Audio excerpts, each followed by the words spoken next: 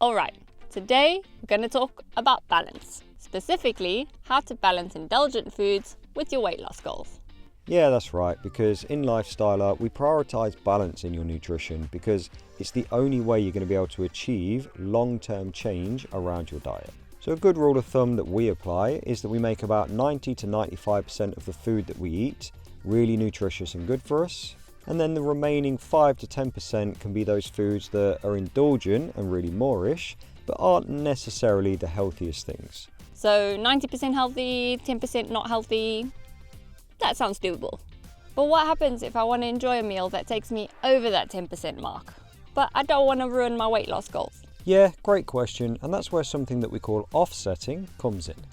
Because sometimes you're going to be able to fit those indulgent foods into your daily calories, no problem. But other times you might need to adjust your intake somewhere else so that you can have that special treat. Like a birthday dinner, for example. Yeah, so let's say you're going out for a birthday meal. You want to be able to just relax and enjoy the food, but at the same time you don't want to massively derail your progress. Offsetting can help make that happen.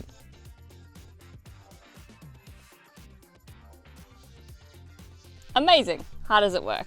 Well, offsetting often means that you reduce the amount of calories you eat earlier in the day so you can enjoy yourself more when it gets to indulging later on.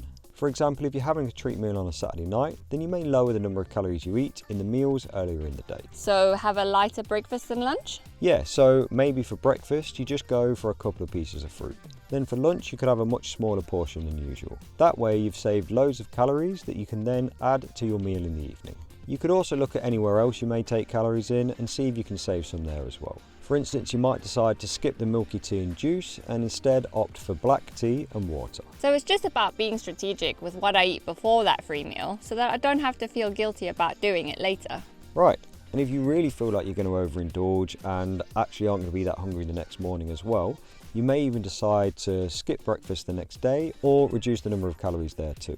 So that you're taking a view of offsetting over the weekend rather than just on the one day. Basically, it's about not letting one indulgent meal derail your progress by giving you tools that allow you to indulge when you want to so that your diet doesn't feel so restricted. But let's be clear, this isn't something we recommend doing all the time, right? Yeah, that's right. Offsetting should be used sparingly. If you use it too often, you could throw off that 90% healthy, 10% unhealthy balance that we're trying to achieve. But when life calls for it, it can be a useful tool to put into place so that you don't end up feeling deprived or like you're missing out. So the key here is balance and using offsetting strategically if you want to enjoy something without feeling guilty later, while still respecting your long-term weight loss goals. Exactly.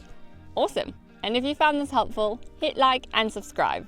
We also have a bunch more videos on this channel now. And if you want to make this balance work for you, check out lifestyler.coach, where we've got loads of plans and strategies to make healthy eating fit into your life without feeling like you're missing out on enjoyment. And if you want more, follow us on Facebook and Instagram. And let us know, how do you balance indulgent meals with your fitness goals? And remember, balance isn't about perfection, it's about progress. See you next time!